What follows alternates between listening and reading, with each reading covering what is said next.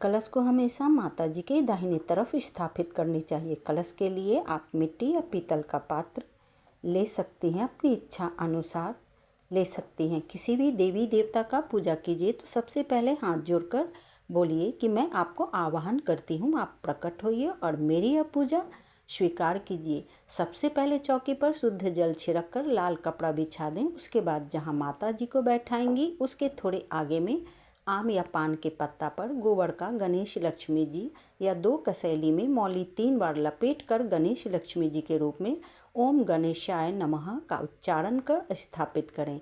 गणेश जी माता जी के दाहिने तरफ और लक्ष्मी जी को बाएं तरफ स्थापित करें।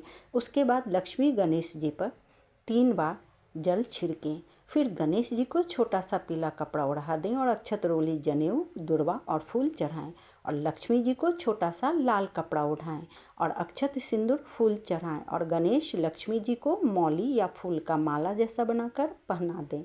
उसके बाद दोनों के आगे में एक पान का पत्ता रखें और दोनों के नाम से कसैली इलायची लौंग और प्रसाद चढ़ाएं और घी का दीपक जलाएं। अब करेंगे कलश स्थापना। आप चाहें तो मिट्टी का बड़ा प्लेट यानी कपटी रखें, उसमें थोड़ा मिट्टी बिछा दें, उस पर जौ छींट दें, हल्का सा पानी छिड़क दें। आप प्लेट और जौ के बिना भी कलश का स्थापना कर सकती हैं।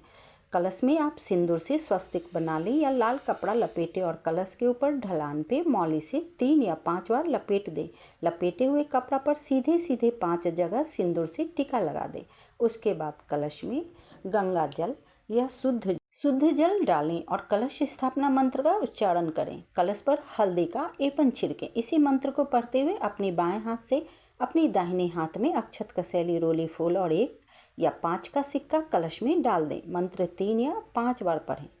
अगर आपको मंत्र पढ़ने में दिक्कत हो रही हो तो गलत उच्चारण ना करें। आप दुर्गा जी का मंत्र पढ़ें, ओम दुम दुर्गाय नमः, या माता रानी का ये मंत्र पढ़ें, ओम ह्रीं क्लीं चामुंडाय विच्चे। यह एक शक्तिशाली निवारण मंत्र है जो देवी दुर्गा को समर्पित है। उसके बाद आम का 5 या 7 या 9 पत्ता का पल्लव कलश में रखें। उसके ऊपर मिट्टी या पीतल या तांबे का गहरा वाला प्लेट रखें। उसमें अक्षत वाला चावल भरकर रखें और चावल को बीच से दबा दें ताकि नारियल अच्छे से रखा सके। फिर नारियल में लाल कपड़ा लपेट कर उसमें 5 बार मौली लपेट कर प्लेट में रखें। नारियल का 3 मुख वाला भाग अपनी तरफ रखें। फिर उस नारियल के ऊपर जल छिड़के 5 बार सिंदूर लगाएं, फूल अक्षत चढ़ा दें। चलो, कलश की पूजा हो गया। उसके बाद दुर्गा माँ का फोटो उनके स्थान पर रखें। नवार्ण मंत्र पढ़ते हुए 3 बार जल छिड़के, हल्दी का एपन छिड़के, फिर अक्षत चढ़ाएं, चुनरी ओढ़ाएं, सिंदूर लगाएं, माला पहनाएं, फूल चढ़ाएं।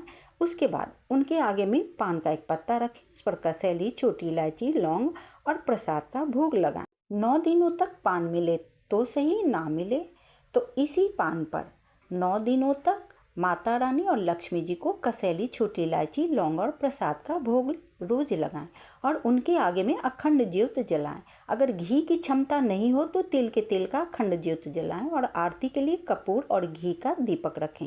अब माता रानी से कहिए, मेरी यह पूजा स्वीकार कीजिए। अब मैं आपको पाठ करने की विधि बताती हूँ। पहले आप दुर्गा सप्तशती किताब में बनी दुर्गा माँ को आवाहन कर सिंदूर अक्षत फूलों से पूजा कीजिए और फिर प्रणाम कर फूल अक्षत को माता जी के आगे में रख दीजिए।